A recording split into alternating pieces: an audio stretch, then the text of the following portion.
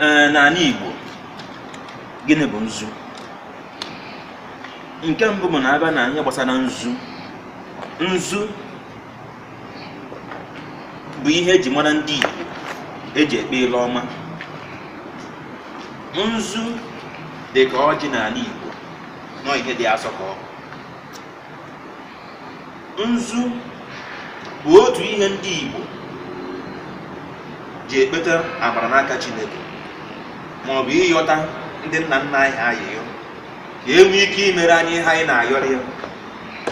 Nzu bụ nnukwu ihe dị mkpa, bụrụ ihe kwesịrị ekwesị n'ala Igbo, n'ihi na nzu bụ otu ihe dị asọ. Ine ya na ọ na-egwugide ka gịnị kpakpando, ọ na-enwu ọcha, gosi na ihe dị asọ, ọ bụghị ihe rụrụ arụ, ọ bụghị ihe eji eme ihe mpịa, ọ bụghị ihe eji asị asị, ọ bụghị ihe eji agba ama asị, kama ọ bụ ihe eji ekpe ile ọma, ihe eji ayọtara Chukwu ayịyọ. Nzu bụ nnukwu ihe dị mkpa na onye ọbụla bụ onye Igbo ga-ama maka ihe gbasara nzu. Dịka na be nna anyị n'ala Igbo, nzu bụ otu nnukwu ihe eji mara anyị.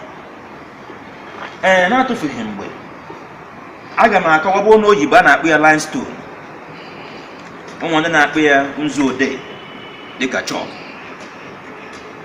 Onye eji magasịrị nzu. And nzu bụ ọnatarachi ka ọ bụ, ọnatarachi ka ọ bụ n'ala Igbo. O nwere obodo dị iche iche ebe a na-egwute nzu. Ije Nkalago na Ebonyi steeti, ị ga-afụkwa nzu ebe a ka esi egwute nzu. Anyị ji nzu ekpe ekpere, anyị ji nzu aga ọfọ, a na-echi ọzọ, a na-eyi uzu nzu, a na-eme ihe ọma na ezinụlọ, a na-eyi uzu nzu, a na-eme ihe kwesịrị na a ga-eme, a na-eyi uzu nzu. Ihe gbasara ihe omenala, ihe ọdịnala, ihe gbasara ihe Igbo, n'ihi na Igbo ihe eji mara anyị bụ maka nzu.